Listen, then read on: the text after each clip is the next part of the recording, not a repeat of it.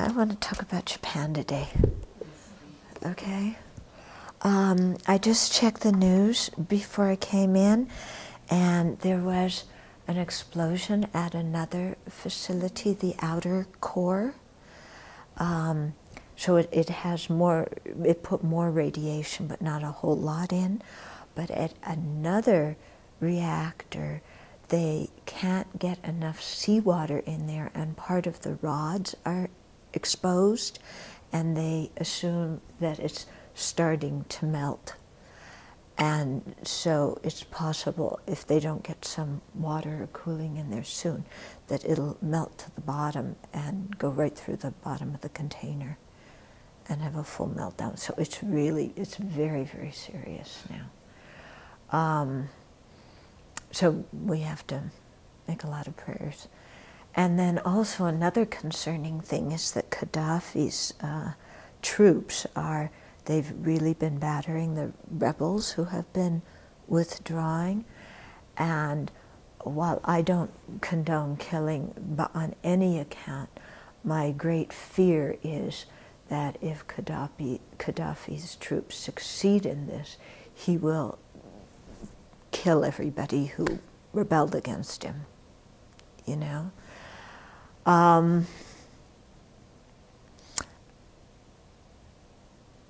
So it, you know, there's a lot of suffering and strife right now. And, you know, you could get really upset, or you can really hold bodhicitta very strongly and see that it all comes due to causes and conditions. And so to try ourselves not to create the causes and conditions for these things to happen, but also to be able to help others not to create those kinds of causes and conditions, and to be able to purify whatever negative karma they've created. Once karma, negative karma starts to ripen, it's very difficult, you know, to stop it, because it's like once you're going down the ski slope, it's possible to stop, but it's difficult. So the thing is to really do preventative things to not to create that karma, and to purify what has been created and create a lot of virtue instead. And then to do whatever we can to help the people who are experiencing these kind of results. And if we can't help them directly, then to help them through our prayers and our dedication, and by doing puja and so on and so forth for them. And then to really see that all of this, whether it's Libya or Japan or whatever, our own personal problems, that it's all rooted in the self-grasping ignorance, you know, and enforced by its lieutenant, the self-centered thought.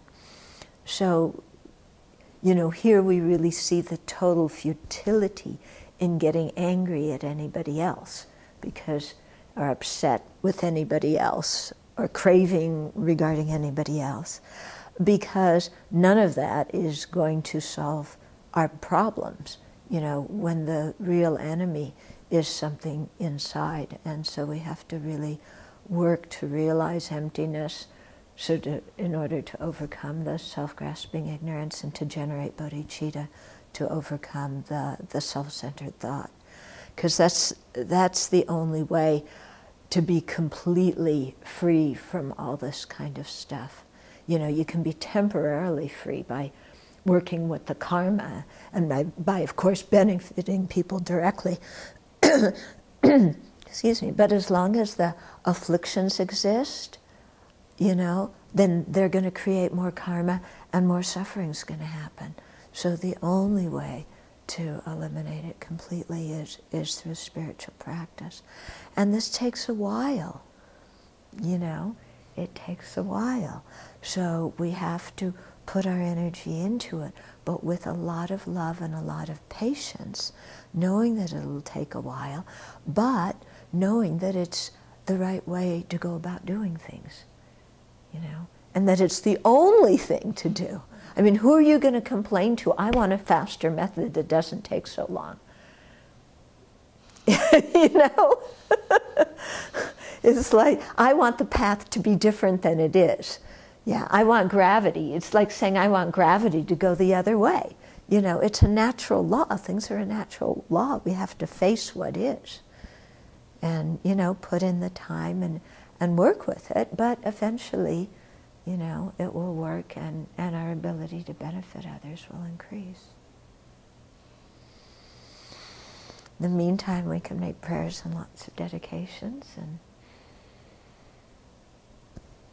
maybe that's why people cross their fingers. I don't know. But the point is not to feel hopeless and helpless. Because if we feel hopeless and helpless, then everything really degenerates. Because then we can't be of any use whatsoever to anybody. You know. So having an attitude of hope and optimism, no matter what comes, is the only way to go. Earthquake in 1923, that it was a 7-point something, but it wrought as much damage as this one, you know, because they didn't have the building codes and everything. Of course, they didn't have the nuclear reactors either. But in terms of destruction and stuff, it was very similar to this one. So you said yesterday this was the most intense earthquake ever recorded. Yeah. Yeah. And so, you know, when they had this one in 1923, they just had one person.